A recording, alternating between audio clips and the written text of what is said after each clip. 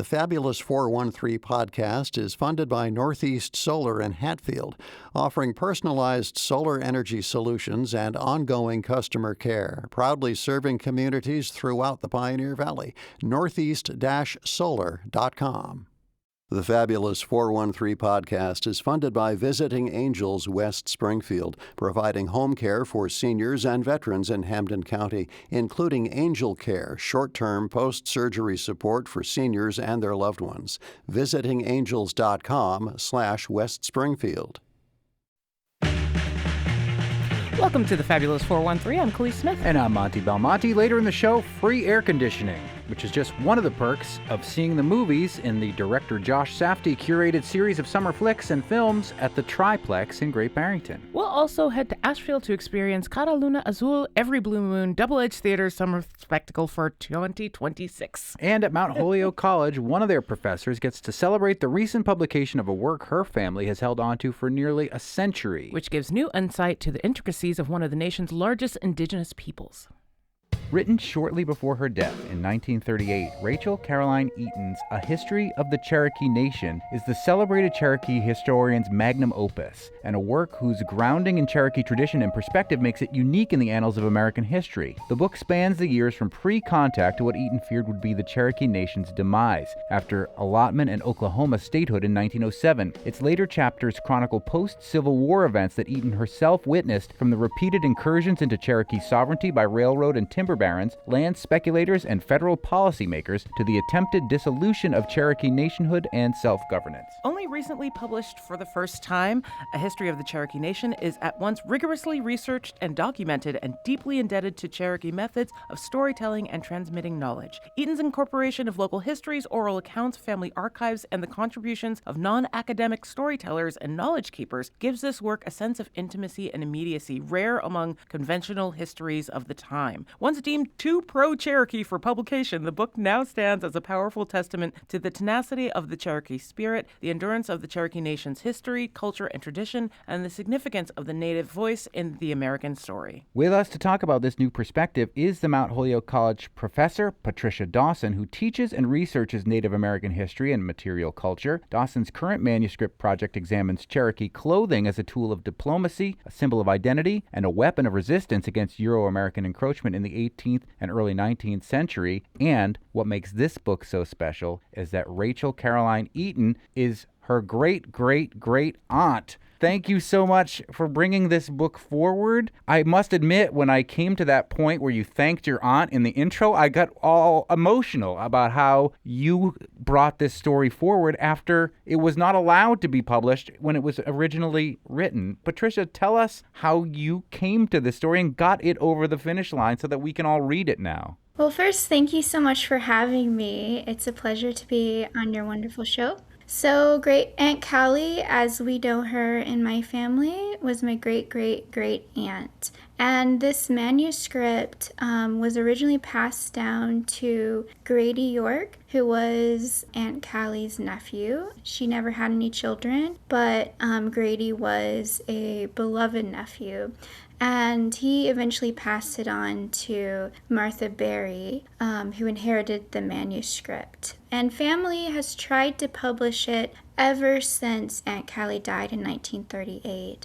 My relatives have tried about every couple decades, sometimes with OU Press, who was the press who originally denied its publication.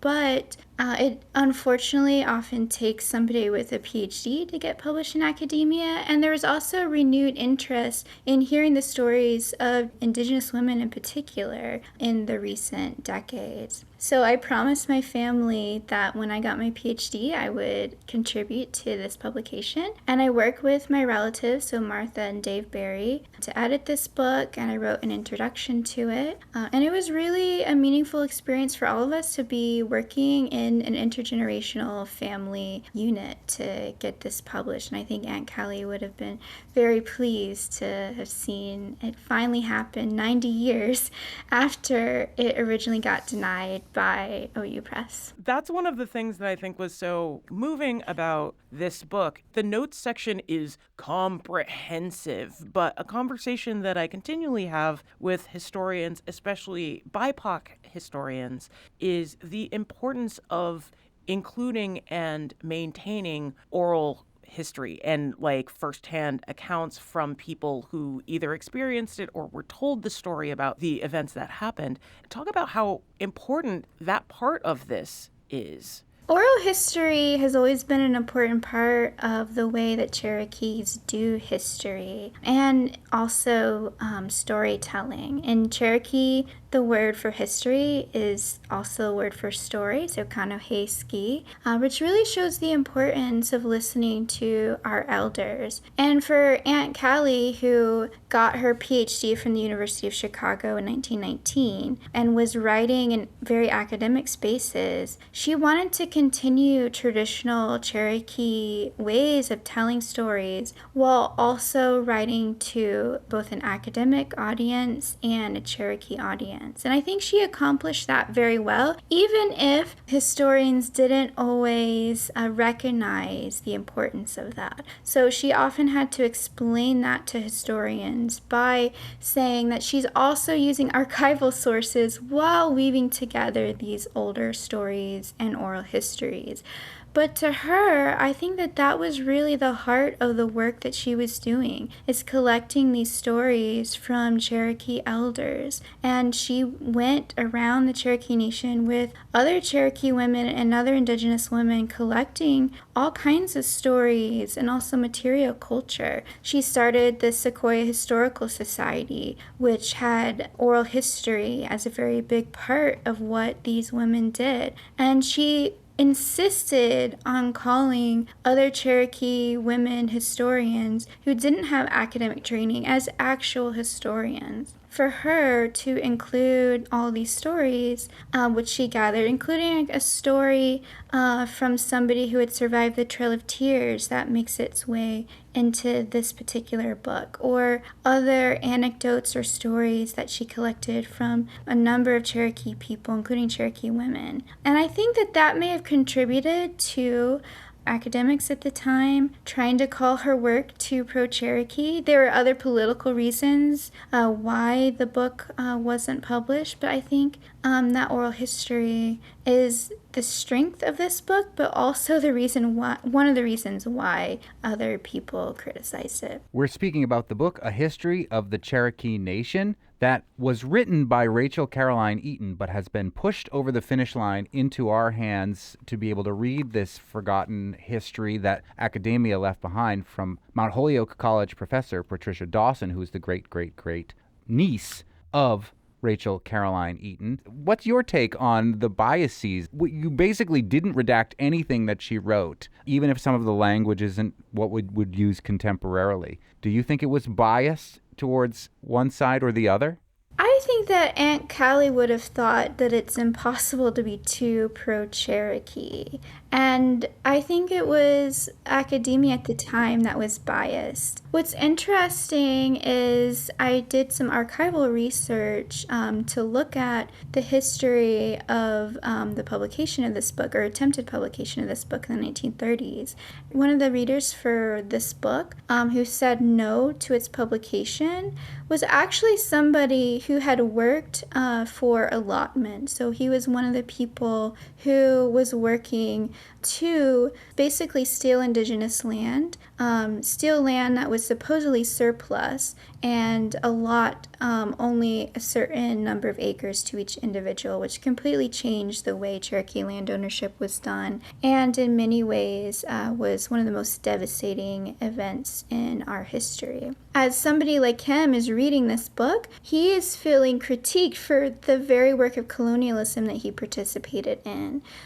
So if saying negative things about colonialism is biased, then I suppose you could say that. But honestly, I think it was the people in academia who were biased. We're speaking with the niece of the author of a book. It's a history within a history, so it makes it a little bit complicated, but it's a fascinating history, and it's the history of the Cherokee Nation. It brought up a lot of interesting historical elements that I had not heard of. The Trail of Tears is in this, and it is heart-wrenching, and it's heart-wrenching to hear some of the first-person accounts, but also, you know, we're just talking about the American Revolution, and everybody's been thinking about the 250th. The Cherokee were fighting taking Virginia, North Carolina, and South Carolina at the same time as the Revolutionary War, according to this book. Can you tell us a little bit more about that?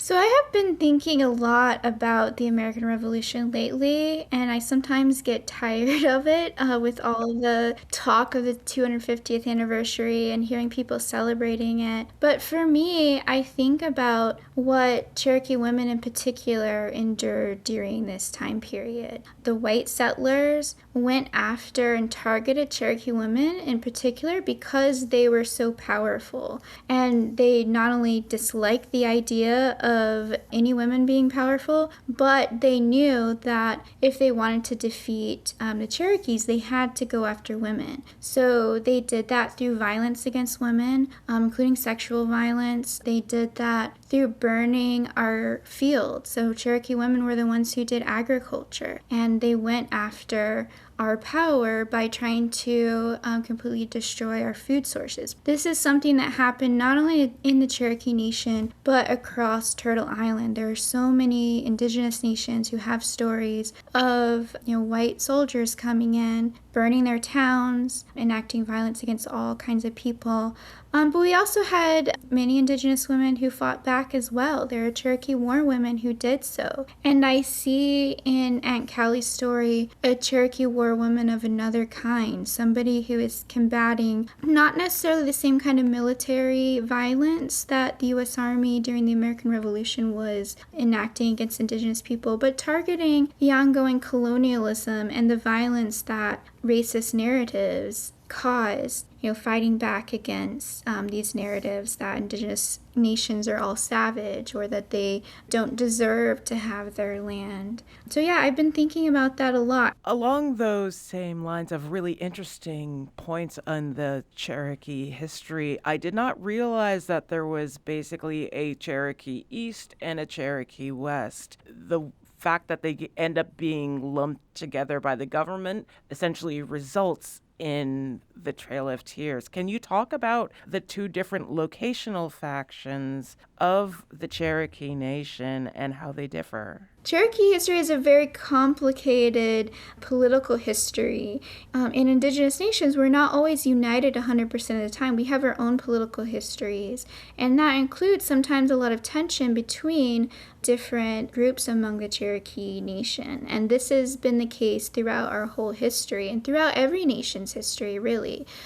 So a lot of the tensions were really brought to the forefront when the Cherokee Nation in the East was removed in 1838 on the Trail of Tears, and those who came to a land where the Cherokee Nations in the East had their own forms of governance already, and the Cherokee Nation from the East also had their own forms, their own political leaders, and there was a lot of violence that took place, a lot of anger towards those who had signed illegally the Treaty of New Echota, which was the treaty that ended up leading to the forcible removal of the Cherokees. And again, this was an illegal treaty, and the Cherokee law said that you were not allowed to do that. But a small group of people did, thinking that that would be the best option for everybody. So there's still sometimes tension to this day among people and how to interpret that history.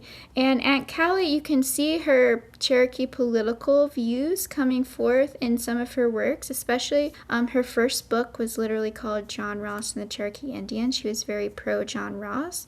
A lot of Cherokees are, but not everyone is. So in every nation, there's still all these political tensions, and some of these were very much exacerbated by the colonialism and the violence that Cherokees were being faced with as a result of the Trail of Tears. This book was written by your aunt in 1938. You are a professor who researches Native American history at Mount Holyoke College now, Patricia Dawson. Were there things that you think that your aunt did did not get correct in that history of almost 100 years ago? As you mentioned previously, we didn't want to change the language that was being used by Aunt Callie because it is a historical document. There are some places where I 100% would have written it differently or would have given a different perspective. One example of this is some of the ways in which she talks about the history of Cherokee freedmen. So Cherokee freedmen were Black Cherokees who had been formerly enslaved by Cherokee Nation citizens. Cherokees had started enslaving Black people around the early 1800s, a few even a little bit before that in the very late 1700s. And the descendants of these formerly enslaved people were legally considered citizens of the Cherokee Nation, but there's always been a very long history of racism, anti-Black racism in the Cherokee Nation.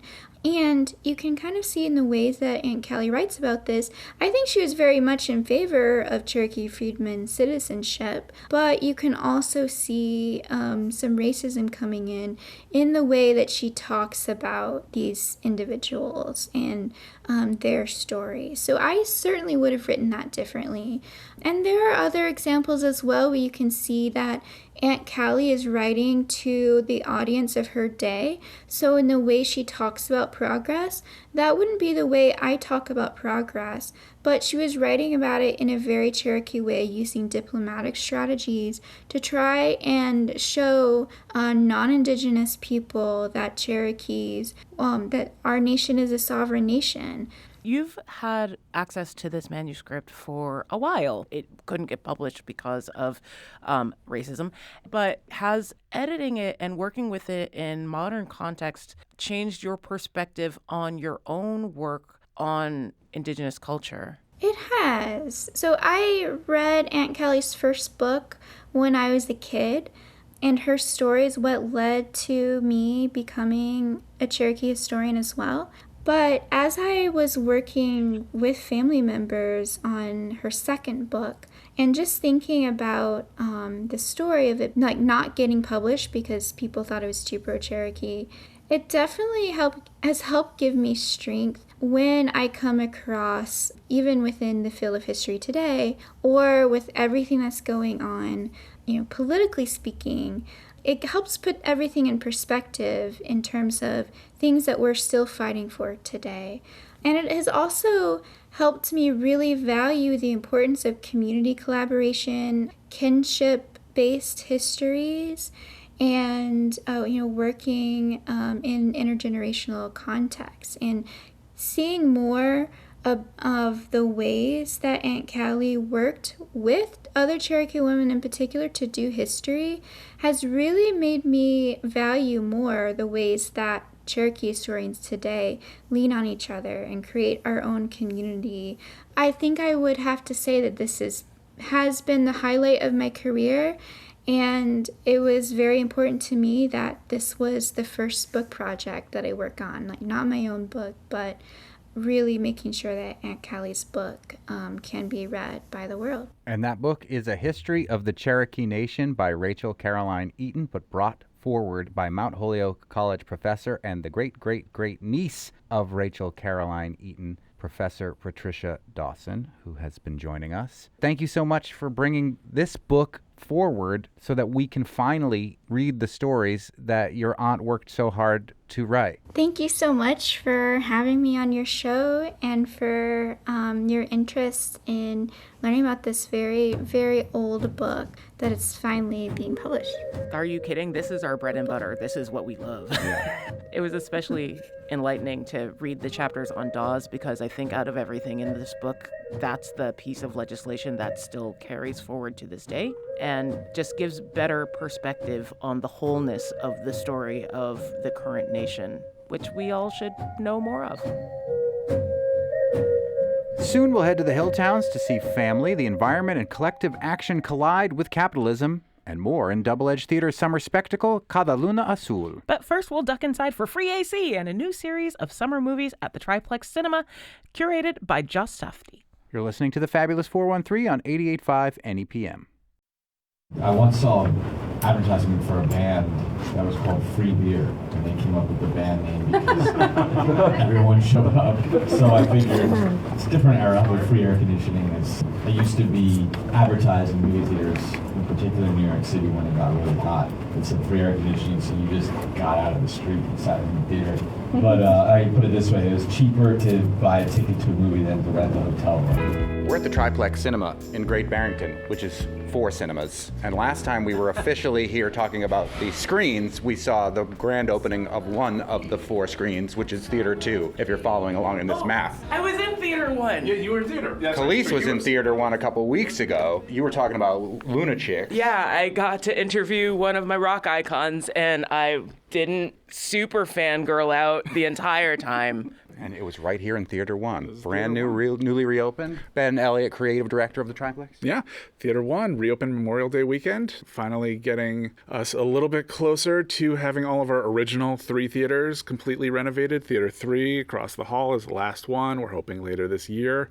This all came together because of our friends at the Berkshire International Film Festival. A donor made a very generous gift on their behalf, and we locked in our relationship with the festival for years to come, but it's allowing us to also do these capital improvement projects and just make the theater what we want it to be. So we have a completely redesigned theater here. It matches what we did in Theater 2, but we've expanded the size of our screen. We've upgraded to 7.1 surround sound, and you no longer have to sit in broken down 30-year-old chairs when you're watching a movie. We have incredibly comfortable rockers. Yeah, no, these are great chairs to sit in from experience. Yes. Odyssey will be in this theater, and you can sit for all 3 hours of it and not get like terrible cramps, but also you're not going to fall asleep. And I feel like that's not so Barca loungy that you're going to nod off. Yes. But are they 9-hour all of the Lord of the Rings comfortable? You know, let's test it out. Another thing that's happened this summer is it's been wicked hot, and one way to beat the heat is to go into some place that is air conditioned. Yep. And you and a notorious filmmaker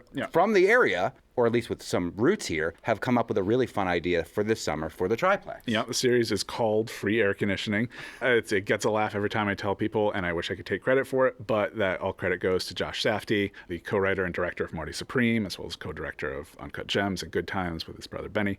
One of just my favorite directors in general, but yeah, it spends time up here, and we were lucky enough to have Josh come introduce Marty Supreme on Christmas Day, on its opening day. It was also the opening day of Theater 2, which was a fantastic moment, but we just kind of started talking a little bit, about the films that inspired Marty Supreme and just all of the work that went into it. And in that conversation talked about the work that we do here and the different series that we put on. And he was like, oh, let's do a series. And I was like, sure, yeah, okay. And I knew it was like, you're about to go into Oscar land for months. And I had a note in my calendar. I was like, I'm going to send Josh a note 2 weeks after the Oscars and like things die down and just, see. But the day before that note came up in my reminders, he emailed me. He's like, hey, let's do this. And so he has been 100% on board. He just loves film history and kind of like finding the theme. We talked about a ton of different themes, but he mentioned summer movies.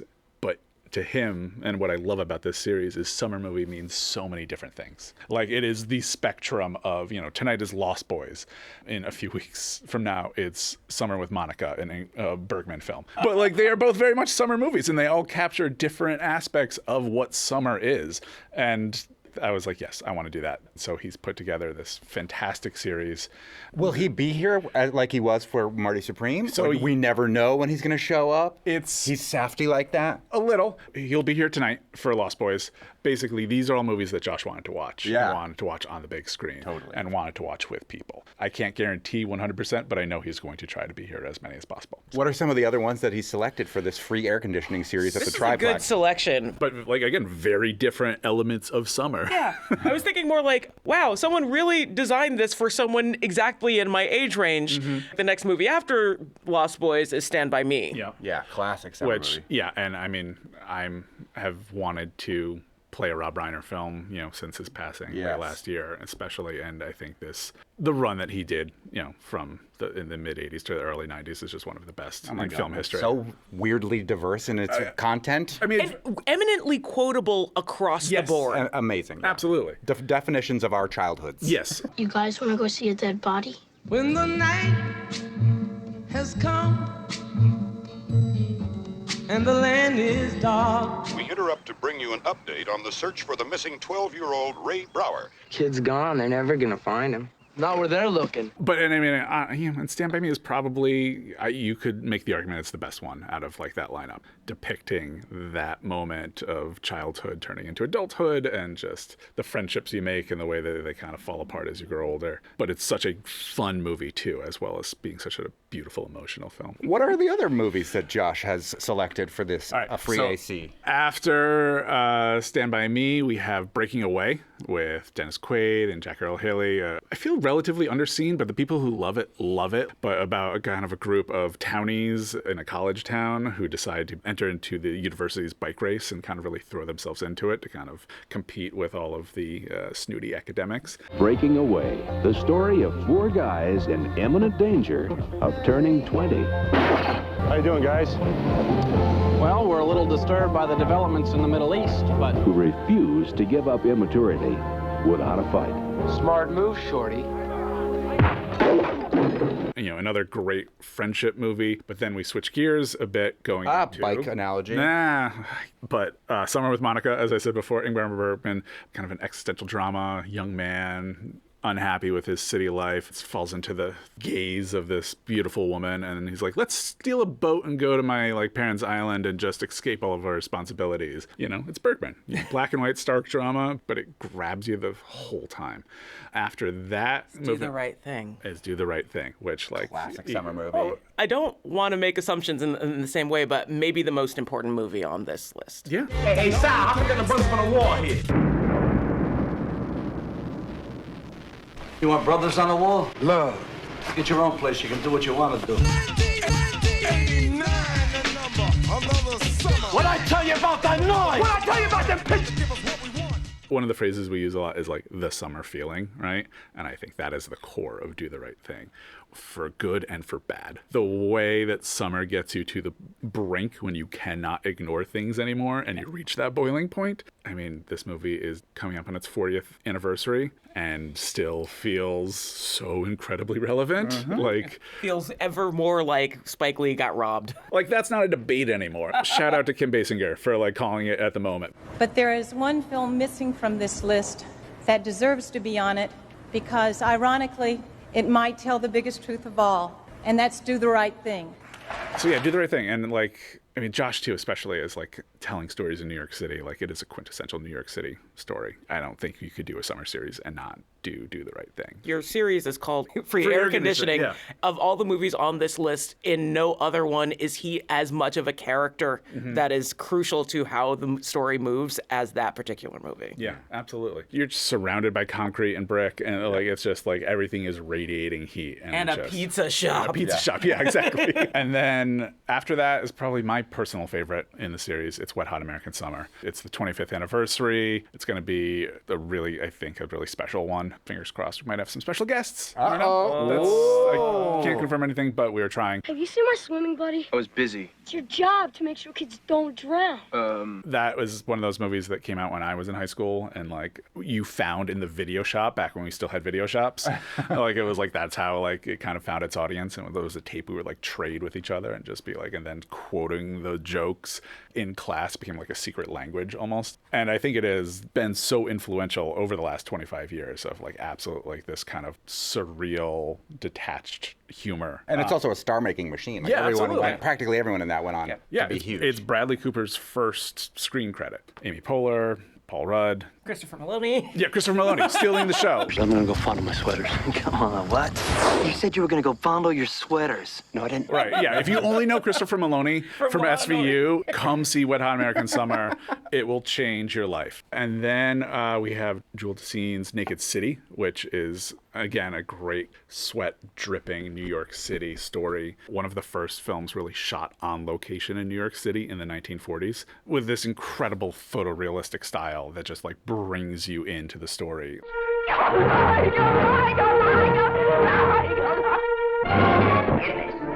out an emergency. Rush every available spot car. Block off the street. And then we wrap up with What's Summer Without Summer Camp, and we go to Camp Crystal Lake for Friday the 13th, the original. which I think the franchise built into something that when you go back and watch what the original is, it's something completely different. Yeah. Hello? Who's that? Oh, hi. What are you doing out in this mess? And I think getting to watch that with the crowd is going to be so incredibly fun. The first two movies are so different from everything else that came after. But the first one is just like, pardon the pun, campy nonsense. It's a great watch. Yeah. It's so much fun, and so much fun to watch with people if you've never gotten a chance to see it on the big screen. Did he intentionally make this list with a pretty even divide between what ends up being pastoral and what ends up being urban and inescapable? Maybe we're getting a snapshot of his own psyche. I mean, honestly, yeah, because like we've never explicitly talked about that, but you're absolutely right. Like it's totally, that is absolutely there. I mean, I think the intent was to kind of find a way to do the full spectrum of summer, and Josh had 1,000 ideas. Well, if you're looking to escape the heat, you want to see a curated series in the air conditioning by an Oscar-nominated filmmaker who's got connections to Great Barrington, Josh Safdie. This series is running all through the summer. Free AC at the Triplex. Yeah, Friday nights at 8 p.m., starting today to August 28th. And so without further ado, I'm going to hand over to Josh to talk about The Lost Boys.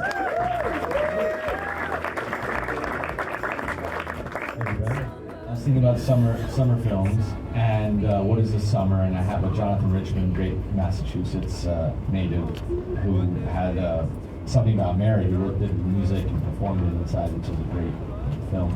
But he has a song called That Summer Feeling, and he says that summer feeling is going to haunt you one day in your life. And I think that when we were kids, all of us were kind of this rhythm of the summer and of the year is kind of built into all of us, in particular the seasonal parts of America, the best parts. School is out, and every weekend is a potential vacation.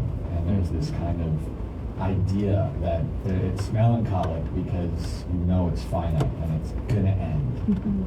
And that's a very specific feeling, and wanted to try to select some films that did that. And I'm looking forward to being here for many of the movies. Selfishly, again, this program is just, I get to watch films up here on a big screen because it's the best way to watch them. So thank you all for being here, and I hope you enjoy the film.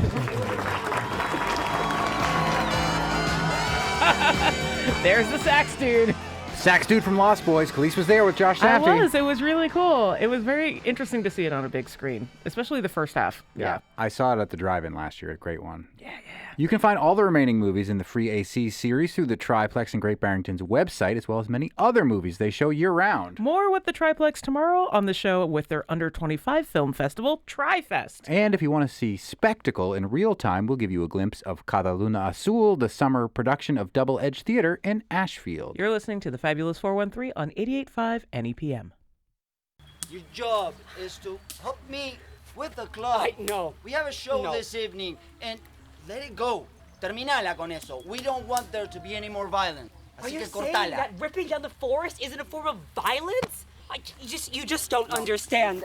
Vení para Zain, vení para acá. Every day, you two argue like it's a full-time job. Every day, back and forth, back and forth. Just like father, like son. Stubborn mules. Both of you. Look where he goes. Right into the fight. You don't want him to see. I can't be listening to this. Yeah, nobody ever listens. You know, listen to the river. Ha! Sing to her. Give to her. We're in Ashfield with the founder and vision strategist of Double Edge Theater, as well as the artistic director emerita and the director of this summer's summer spectacle, Stacy Klein. What is the name of this production, Stacy? Once a Blue Moon, Cada Luna Azul. For those who have not experienced the summer spectacle and what Double Edge brings to this farm in Ashfield, tell us what it is as a production every season. We call it an indoor-outdoor traveling spectacle. We are taking the audience along with us on a journey from daylight to nighttime. Hopefully, if it's the right time when we get out tonight. This is a trial. This is the first public performance, the first preview. This is a dress rehearsal. A dress rehearsal. An invited dress. An invited dress rehearsal. And you invited 70 people to the dress rehearsal. Yes, we did. So you guys are ready. We're leaning in. So this production is about essentially the story of my partner and lead actor of Double Edge, Carlos Oriona, and his experience in the 1970s in the military dictatorship in Argentina. Agua Santa, my hometown, the place where I was born, and my father before that. This place is filled with echoes, ghosts, fantasmas. It is about man-made climate crisis and floods caused by stripping rainforests. Clear all this out and make way for telephone poles. Bringing Agua Santa to the future. What do you think? And it is also about cultural rebellion and how culture can withstand and fight against all of those aforementioned crises. I wonder why you're doing that now. Right. Don't you see what they're doing to our river? Can you stop it? I sing. I dance. I pray the way my mother taught me. Will these offerings be enough? This is not the first time you've mounted this one, so why are you doing it now? Well, the first time was in 2016. What happened then? Nothing much, but this time we have actually really leaned into the whole story. Last time it was a little bit more fanciful, and this time it is about the dreams and the things that we do that can make our world better. We're working with the past and his story because he actually did fight and his country went somewhere for a while. And they're back. Yes. He's going to have to go back there. But I mean, he didn't fight in a war. He used art to fight. Yeah, exactly. This is about how music, how our shared culture, our shared experiences, our being together can work to make our society a joyful and wonderful place. This is amazing!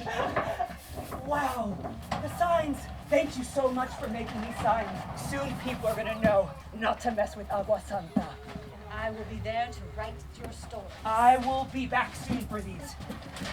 I gotta go tell Mama. His son and daughter-in-law are also a part of this. We got to talk to them at the Green River Festival. As they're dealing with the populist regime that is happening in Argentina now, do their experiences trying to deal with that there now come into this year's production? They're dealing with Milei. This takes place in Agua Santa, which is a town of our making, but this is what's happening worldwide. I don't think there's quite so much difference between one dictator or another for me, but there's also not so much difference in the fact that there's local villages, towns, neighborhoods, so many people working to make this world a really incredible place. And so we're uplifting that part. Maybe we should just let you go and direct this production and then reconvene with you and the rest of the cast after. Oh yeah, and I hope you'll talk to everybody because it's been a wonderful experience. We have a lot of collaborators besides Manuel and Mika who have come and joined, and it's been really joyful, and also joyful to see that we actually can do this. Break a leg. Thank you. You have to be careful, Saeed, the general. Hey, Mama, you worry too much about me. Do not There's too much at stake. The river, I've worked my the whole coast, life all of it, all of us. The forests, the rivers. Outside people were scattered. Some people were afraid. Others were excited. So some ended up coming to this place, my club, Chin Chin. Chin Chin. That's a place where tango lives. Ciao. Amazing. So I didn't get a chance to see this the first time. You saw it the last time. It's very different than the last time. How different does it feel for you from the last time that you were here doing this? And you is, and Oh, you sorry, is, and you is. me is, we've seen not so long ago. Yes, you were just on our show for a pop-up from the Green River Festival. Manuel Oriona. Hello, everyone. Welcome over back. there. Thank you. Welcome back to you. Now we're the locals. I know, right? But like, yeah, so this is my first time seeing this. How different does it feel in this version than it was the last time that you came up to do this? So this was like over 10 years ago, or at least 10 years ago. I think it was 2016 is what Stacy said. Yeah, so 10 years ago. 10 years ago. So at that time, Mika and I were here to coach and co-direct the music and bring all the material and stuff, but we didn't actually perform that first version of Cada Luna Azul. All the process was amazing, and all this music was, brought in and put up with all these folks, and it was really amazing what came up with it. We were here until the opening night, and then we didn't see the show. We left. So this is your first time seeing it too? So it's our first time, yeah. That's fucking cool. But it's a different performance also. Every time I see a production from Double Edge, the production ends and my brain is just reeling with stuff. And I'm trying not to spoil it for anybody who comes in after, but I really want to know what it's like portraying your dad. Here I am. Speak of the devil. Okay, I'll leave that one to him. Saved by your father showing up. Carlos Uriona has joined the chat. And are we ruining too much if we say it's that you play a version of yourself and your son plays a younger version of you? Yeah, there is no spoilers here. Because you are not going to be able to tell what the nature does in the performance and how all these other things are interwoven. To be honest, I'm playing a version of myself and I'm playing a version of my father. I wondered that. Yes. I thought that too. You were very active in the actual resistance, and the character you play is a little reticent to be active, right?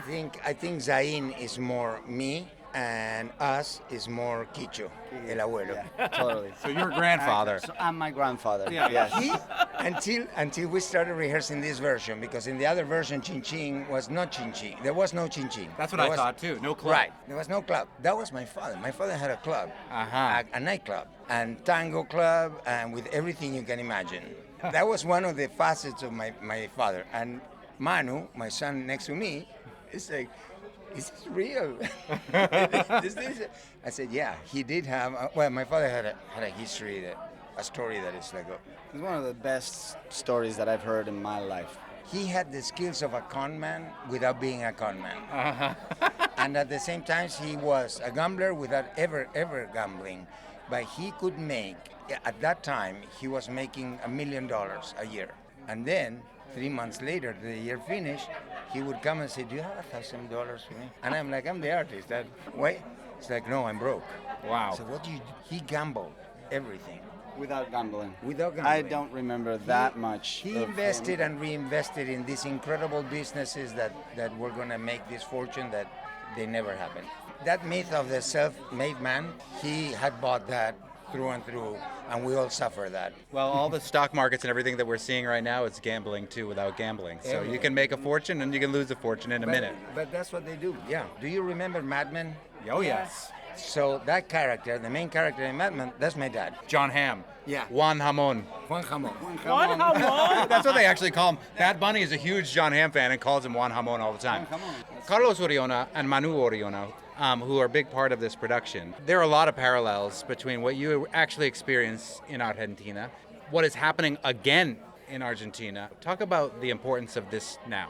You know, the global time came to all of us. When this was happening in '76, the globality was in diapers because we didn't have internet, we didn't have the access that we have now. Now we have a global authoritarian system globally. It's in every country, it's in every place. Some place less, some place go for a moment of a spring of some level of participation or inclusion, and then the majority happens like it's happening in this country, where you feel that inclusion, well, I mean, they said it, diversity, inclusion, and equity are three things we shouldn't be talking about. That was explicit.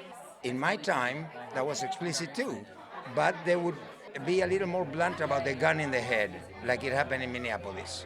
That happened more, and it happened to me and to my brother and to my brothers and my siblings.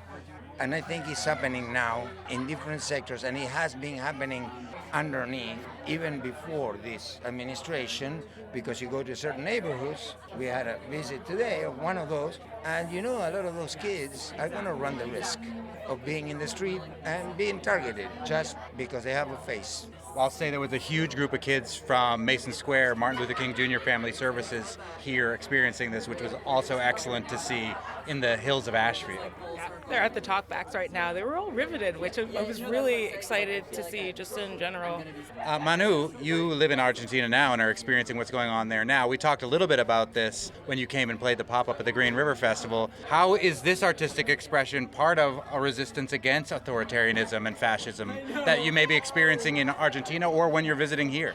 Yeah, well, I think sometimes reviewing the stories of our past. I was born when all this, probably this story that we're putting on now was happening. And then I had to experience my own, the end of the 90s, and in a way when we were young and we were taking the streets again, bringing down a government that was tearing apart the country, and then we had a rebuild.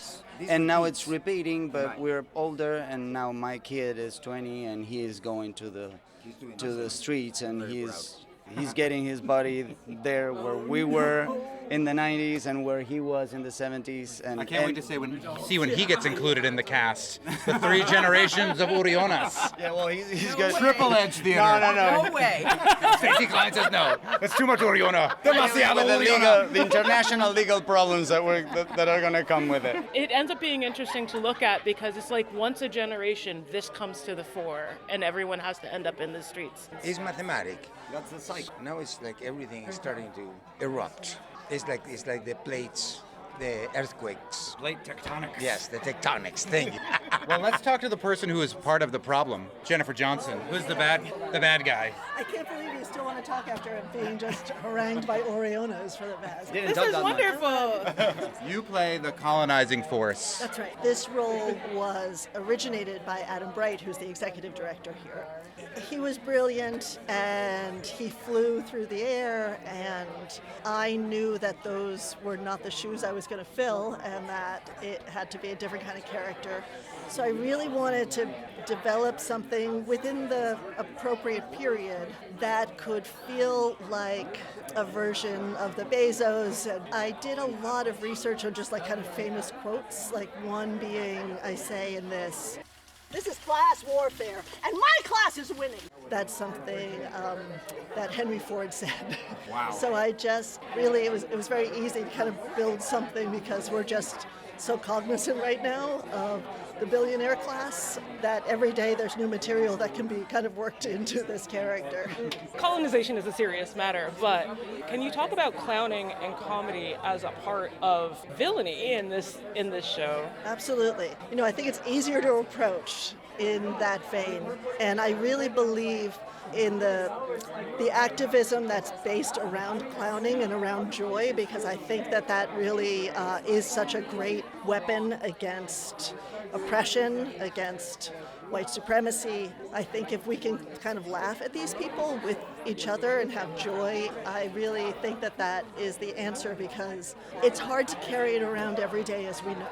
And I think that going back to some traditions that were built in the same manner, I think was really fun for me, and also allows me to just go as far as I can with kind of the absurdity of the whole situation. You're a really good bad guy. Thank you. You make it really fun. Thank you. I really, really wanted to be the bad guy this year. So good to see you both. Travis Coe, you play essentially a young Uriona, even though you're not an actual Uriona, but you bring the fiery activism to this. Double Edge is kind of a theater that is founded in fiery activism. Absolutely. Talk about what it means to you in the era we live in now to be doing a production like this. Oh, I feel like it's so important. I think there's so much to learn in movement building, and I think it's really important in this show, there's so much to learn from nature and the forest. You know, a while ago I read Emergent Strategy, and that was a book to me that was like, oh, these are all the ways that we can notice what's happening in nature around us, and that can teach us how to mobilize together. So I think it's so important that we are doing this work right now, because it's especially important to be lifting up our voices and at the same time recognizing that the land around us also has wisdom, and we should be tuning up and tuning in. She is your river mother. Treasure her. And she will treasure you. But do not dare go against her. But do you think that we've done enough? Shouldn't we be like, fighting on the front lines or something? But don't you think we are fighting, mijo? I think what you need to do and recognize is that we need to stand with our community so we can do something together. Yes, I've been thinking. Can we both have love and joy in times like these? There's this really beautiful thing that you do inside the club that we won't talk about because we're not spoiling it for people. But some of the representations of the environment I thought were really inspired. Like, how is that different from the first production? That aspect, I think that you're talking about in the barn and how we're doing that is actually very similar to the first time that we did it. We always knew that eventually, because of this clear cutting of the forest, that this would ultimately lead to some sort of devastation for the community. And so we really felt that how do we bring that inside? And I think that's what we do best, kind of. And so it's like everything is a kind of metaphor for us, and we can always use objects and things and transform them to make them what we need them to be. So if they need to turn into water, if they need to turn into a tree moving slowly in the wind, theater has the capability of doing that because it's already in agreement to come into the room and expand our imaginations and kind of like lay into the given circumstances that the company is sort of presenting to you for that evening. And the elements that you're trying to bring to life in the barn are dangerous, and it felt dangerous in there in the best way. Yeah, so exactly. I loved it. That's one of the most exciting things to have is all this sort of flying. And, everyone knows that's what we are known for, is really flying a lot. And so keeping that edge is always such a fun game to play. And of course, safety is a huge concern for us. So we are to the T when we're doing these things. So we're very rehearsed. We never really feel that we're putting the audience in danger, but to walk that line is also very fun, and it also keeps people on the edge of their seat. Yeah. I know I was. Yeah. We were talking with the Uriona, so we missed your talk back. What did the kids have questions about? Yeah. You talked to a lot of the MLK kids, right? I talked to a whole bunch of different kids from Hilltown, also youth theater. And so because a lot of folks in that group were making theater and making their own productions, they were able to ask a lot of questions about, like, how did you make the show? When did you start working on the set? What was the costume process like? And so they were really curious to know, how do we make the show? What comes first? And for us, text is not the first thing that we do when we're in a room together. Text is kind of the last thing. And so that was really interesting for them, because most times you're handed a script on day one, and it's like, here's a script and here you go. And we don't work that way. We're kind of like handed maybe roles, like this is the kind of role you're going to play, and then we have to build it from the ground up. We have to ask the questions ourselves without kind of it being prescribed to us, and then we create from there, and then everything kind of grows and builds from there. So it's a beautiful thing to talk to the youth, because there's so much curiosity and there's so much vibrance and exuberance, and I think that my character is like that as well too, very vibrant, trying to let the people know that there's something bigger out there that we need to be looking for and searching for. And, like I said at the beginning, tune up and tune in, because there's a lot of information that we can get from the land and the water. I hope that generation that's watching this theater will go and make the same kind of theater in the future. Keep it going forward. They said, what did they say at the end? Okay, when we come back tomorrow, you're going to go and steal one moment from the show, and you're going to incorporate it into your thing. And I love that. I'm just happy to be a part of that inspiration for the next generation. And luckily, there's a whole other generation of Urionas in the streets of Argentina right now. Yeah, exactly. To get it incorporated into the show. Right, Carlos? Yeah. There is a line of misunderstanding in this show that might be my favorite thing ever, and it's you talking about your son saying, "My son who has never known love." And I love that, because every revolution starts with love. Yeah. Yes, absolutely. I think that's what I feel like the heartbeat of everything that we're doing here too is also rooted in love. You cannot do an endeavor like this without really loving it. It takes a whole village to make this performance. You have to love it. You need to love this. Yeah, and you're almost 70 years old still doing this, man, right? 1 month away. No, 2 months. 2 months away. Yeah. It's amazing. Is Argentina going to win the World Cup? What a question. He's superstitious. I cannot answer because of superstition, but I want them to win, and it's very difficult. It's hard to root for them? No, it's not hard. Well, do you want to go into politics? The politics of FIFA? Yes. This is my problem with England. There we saw what happened with the U.S. Yeah, but also this is not the first time that happened. I followed in 1966, I started following FIFA and World Cups. and we were robbed in Wembley, in London, which is still a fact, and everybody talks about that. That was when Russell was the head of FIFA, an Englishman. Every year somebody gets robbed. So one of my sons is like, it's hard, and my grandson, of course, the political one, is like, it's hard to root. I mean, they were rooting for Cape Verde because we have a community. Boca, our team, the fans are mostly Cape Verdeans. Mm-hmm. So you can imagine, the whole neighborhood, we have enormous love. I said, you know what? It always happens. Now it's our turn to get it on the good side. Enjoy it.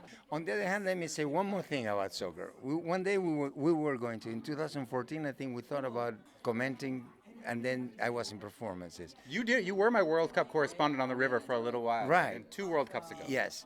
World Cup? Manu has now entered the chat again. So you can tilt like in every game. It happens in basketball. It happens everywhere, right? It happened to Michael Jordan.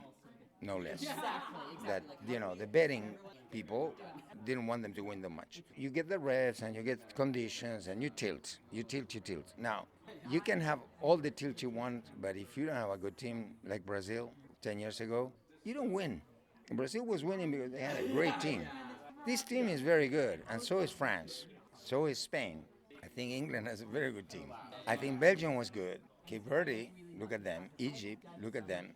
So you need to win. And the other day I was listening to the Swiss, the coach, and he said, yes, it's true, I feel bad, and I feel that the red card was not proper, debatable. I do think it was proper because of the new regulations. In the past, it wouldn't have been proper. But he said, the coach said, they won. They won the game, in the game. Yes, the players get demoralized. You're playing one less player. Or, a goal gets, how do you say in English, cancelled? No. Taken away. Taken away, yeah. That demoralizes. So you need to have really double strength to overcome that type of thing if you want to be on the top 4 or 5. So that's what I think in general. Now, everything is very debatable, and yes, I'm not with FIFA, like Maradona, who was not with FIFA, and that's what happened to him. The hand of God. So that was in our favor, but then here he was taken for tested drugs.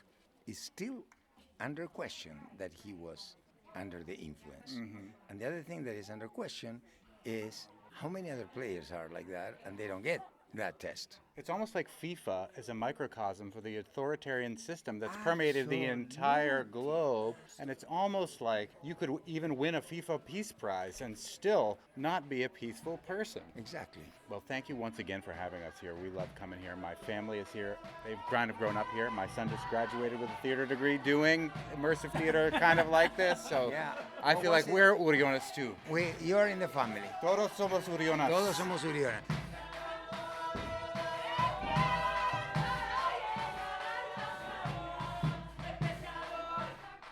Double Edge Theater's summer spectacle is currently sold out, but their wait list is robust, and if you get on it, you probably can get a ticket to at least one of the shows, so it's absolutely worth putting your name on it if you'd like to see the performance. If you want to be a part of the next one and not have to be on the wait list, make sure that you get on Double Edge Theater's newsletter because they announce that way early. On the next Fabulous 413, more immersive theater. 'Tis the season for immersive theater, yes. We hang out with John Bechtold, who's worked with Double Edge Theater and is at Amherst Regional High School, as well as Liz Larson from the Amherst Historical Society to learn more about this weekend's production called In Common, an audio immersive experience happening on Amherst Sound Common. We'll also hear about the many young filmmakers, all under the age of 25, whose work you can see on screen at TriFest with festival founder Nikki Watson. We're in Great Barrington. They'll have a specialized one for Massachusetts filmmakers. And Peter Sokolowski, our interim word nerd, will join us. If you got a question for the word nerd, the Fab 413 at NEPM.org. See you tomorrow.